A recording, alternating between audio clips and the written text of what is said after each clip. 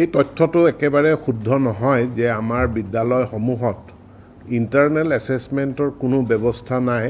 এই তথ্যটো এটা মিছা তথ্য।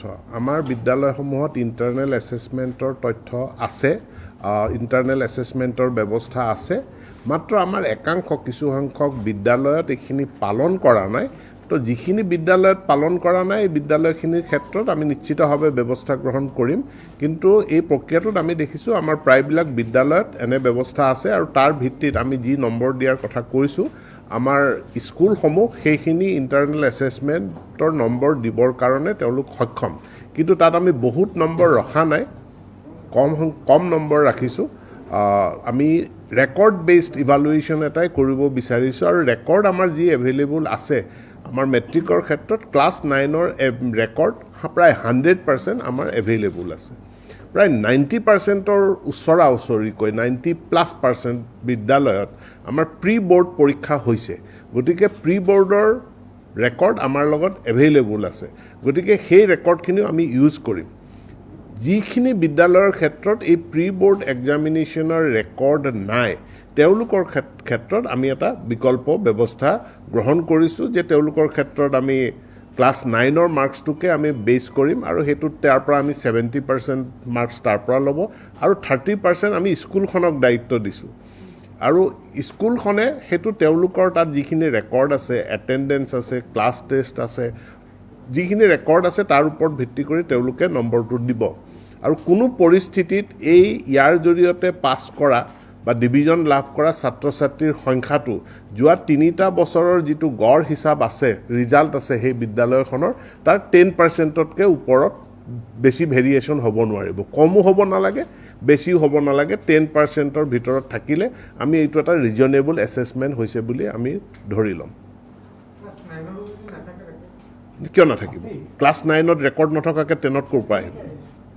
10ততো আহিবই নোৱাৰে।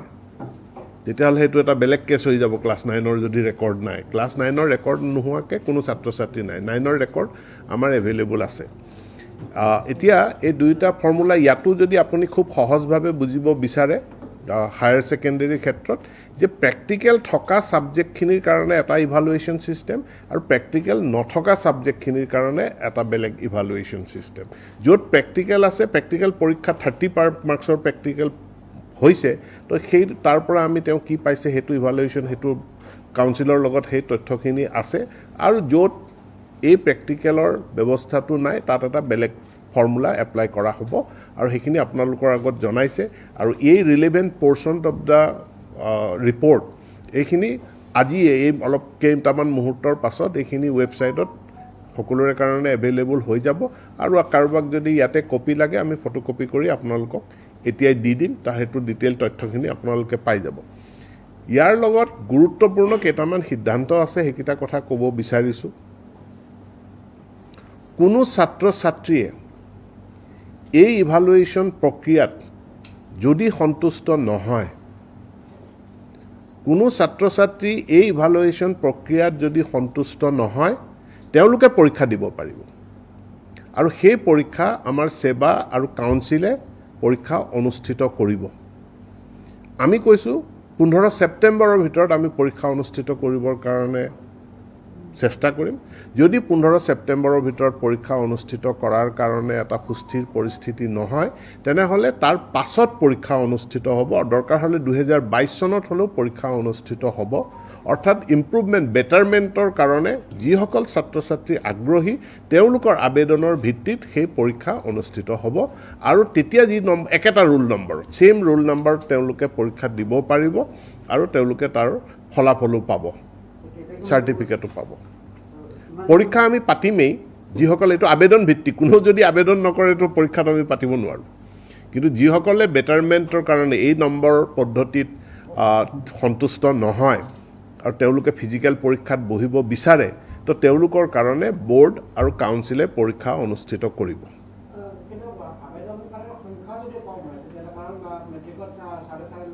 এজন হ'লেও আমি পৰীক্ষা পাতিম। যদি কোনোবা অসন্তুষ্ট আমাৰ নাম্বাৰিং ছিষ্টেমত আৰু তেওঁ যদি কয় যে মোৰ ফিজিকেল এক্সামিনেশ্যনৰ জৰিয়তে মোৰ ইভালুৱেশ্যন হওক, তেনেহ'লে আমি পৰীক্ষা পাতিম। আৰু পৰীক্ষাৰ জৰিয়তে তেওঁ যি নম্বৰ পায় সেইটোৰ ভিত্তিত তেওঁ মাৰ্কশ্বিট পাব। দ্বিতীয় গুৰুত্বপূৰ্ণ কথাটো হ'ল যে আপোনালোকে মন কৰিছে যে আমাৰ অসম চৰকাৰৰ শিক্ষা বিভাগ, বিশেষকৈ টেট শিক্ষক আৰু নিৰ্দিষ্ট কিছুমান চাকৰিৰ ক্ষেত্ৰত মেট্ৰিকত লাভ কৰা নম্বৰ আৰু হায়াৰ ছেকেণ্ডেৰীত লাভ কৰা নম্বৰটোৰ জৰিয়তে তেখেতৰ মেৰিট এছেছমেণ্ট কৰা হয়। টেট শিক্ষক নিযুক্তিৰ ক্ষেত্ৰত কোনো পৃথক পৰীক্ষা অনুষ্ঠিত নহয়। তেওঁ মেট্ৰিকত কিমান নম্বৰ পালে, হায়াৰ ছেকেণ্ডেৰীত কিমান নম্বৰ পালে, গ্ৰেজুৱেশ্যনত কিমান নম্বৰ পালে আৰু টেটত তেওঁ কিমান পাৰ্চেণ্টেজ পাইছে, তাৰ ওপৰত ভিত্তি কৰি পেলাই তেখেতৰ মেৰিট ইভালুৱেশ্যন হয় বা মেৰিট এছেছমেণ্ট হয়, চাকৰি পোৱা নোপোৱাটো নিশ্চিত হয়। এনেকুৱা অসম চৰকাৰ আৰু কোনোবা ডিপাৰ্টমেণ্ট থাকিব পাৰে যি ডিপাৰ্টমেণ্টত কেৱল মেট্ৰিকৰ হায়াৰ ছেকেণ্ডেৰীৰ নম্বৰৰ ভিত্তিত ছাবষ্টেঞ্চিয়েলি সেইটোৰ ওপৰত ভিত্তি কৰি বাছনি কৰা হয়, নিযুক্তি প্ৰক্ৰিয়া কৰা হয়।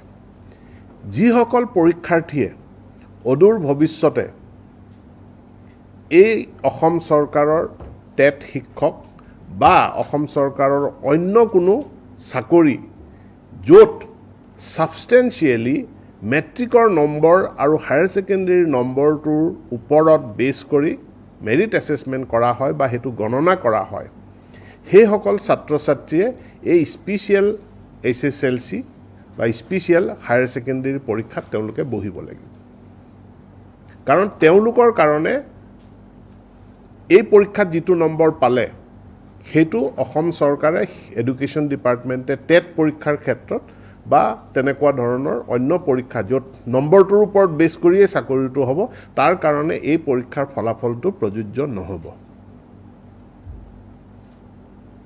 দুটা পৰিস্থিতিত আমিতো স্পেচিয়েল পৰীক্ষা আমি পাতিমেই, সেই পৰিস্থিতিত দুটা পৰিস্থিতিত সেই পৰীক্ষাত ছাত্ৰ ছাত্ৰীসকলে বহিব পাৰিব। এটা হ'ল ইম্প্ৰুভমেণ্ট বা বেটাৰমেণ্টৰ কাৰণে, যে এইটো মাৰ্কিঙত মই সন্তুষ্ট নহ'লোঁ, গতিকে মোক বেটাৰমেণ্টৰ কাৰণে এটা স্ক'প দিব লাগে, বেটাৰমেণ্টৰ স্ক'পটো পাব। 2 নম্বৰ, টেট শিক্ষককে ধৰি অসম চৰকাৰৰ অন্যান্য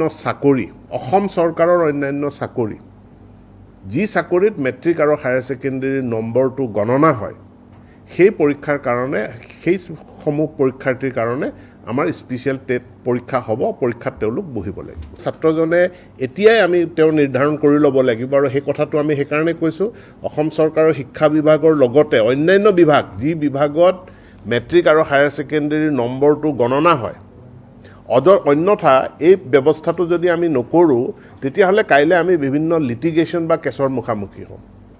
কাৰণ যিসকলে ইতিমধ্যে ফিজিকেল এক্সামিনেশ্যনৰ দ্বাৰা পাছ কৰি আহিছে আৰু অদূৰ ভৱিষ্যতে যিসকলে ফিজিকেল এক্সামিনেশ্যনত পাছ কৰিব, তেওঁলোকে কেছ কৰিব যে আমাক এই 2021 বেটছৰ লগত আমাক একেধৰণে তুলনা কৰিব নোৱাৰে, কাৰণ 2021 বেটছত পৰীক্ষা হোৱা নাছিল। গতিকে 2021 বেটছৰ সেইসকল আকাংক্ষী ইণ্টেণ্ডিং ষ্টুডেণ্টছৰ কাৰণে পৰিস্থিতি ভাল হোৱাৰ লগে লগে পৰীক্ষা অনুষ্ঠিত হ'ব, প্ৰয়োজন সাপেক্ষে সেই পৰীক্ষা গৈ 2022 চনত হ'লেও অনুষ্ঠিত হ'ব। নাই, এইটো তেনেকুৱা কোনো কথা নাই, পৰীক্ষাটো অমুক তাৰিখে হ'ব লাগে বুলি পেলাই কি কথাটো আছে। গতিকে আমি জানো সেই সময়ত বিভিন্ন ধৰণৰ ছিটুৱেশ্যন আছিল বা সেই সময়ত কাৰণত পৰীক্ষা তেওঁলোকে অনুষ্ঠিত নকৰিলে। পষ্টমৰ্টেমখিনি পিছত কৰিম দিয়ক, আমি সকলোৱে মিলি, আৰু মই আপোনালোকৰ লগত সকলোৰে লগত মই সহায় সহযোগিতা আমি সকলোৱে মিলি পেলাই কাম কৰিম। পষ্টমৰ্টেম যিখিনি বিষয়ত কৰিব লগা আছে সেইখিনি পিছত কৰিম। সদ্যহতে এতিয়া যিটো সংকট আছে, সংকটটো মিলি আমি পাৰ হ'ব। আপোনালোকে কৈ আছে আপোনালোকে কৈ আছে যে ইণ্টাৰনেল এছেছমেণ্টটো হ'ব লাগে। ইণ্টাৰনেল এছেছমেণ্ট হ'ব লাগে মানে কি? মাহে মাহে পৰীক্ষা হ'ব লাগে, 3 মাহৰ মূৰে মূৰে পৰীক্ষা হ'ব লাগে। তো পৰীক্ষাত বহাটো কি ডাঙৰ কথা? পৰীক্ষাত বহাটো ছাত্ৰ ছাত্ৰীসকল তেওঁলোকৰ কামটোৱে হ'ল যে পঢ়া আৰু পৰীক্ষা দিয়া। তো পৰীক্ষাটো আমি দিব লাগিব, তাতে কি আপত্তি কৰিবলৈ কথাটো? পঢ়ি থকা নাই, পঢ়াৰ বস্তুটো এনেকুৱা নহয় যে পঢ়িলে সেইটো মানে তাৰ কিবা এক্সপাইৰী ডেট নাথাকে। যিটো জ্ঞান মানুহে লাভ কৰে, যিটো শিক্ষা লাভ কৰে, এইটোৰ কোনো এক্সপাইৰী ডেট নাথাকে, সেইটো পাৰ্মানেণ্ট, সেইটো থাকি যায়। মই এটা জ্ঞান লাভ কৰিলোঁ, এই জ্ঞানটো মোৰ থাকি যাব। গতিকে পঢ়িছে, তাৰ পৰা এটা ভাল ফলাফল পাইছে, এতিয়া পঢ়া বন্ধ হ'ল মানে সেইটো হাৱা এইটো মানে ইভাপৰেট হৈ যাব বা কিবাটো এক্সপায়াৰ হৈ যাব এনেকুৱাতো কোনো কথা নাথাকে সেইটো অসম সেইকাৰণে কৈছোঁ মই অসম চৰকাৰৰ অন্য বেলেগ চৰকাৰ বা গোটেই এতিয়া গোটেই ভাৰতবৰ্ষ জুৰি এই ধৰণৰ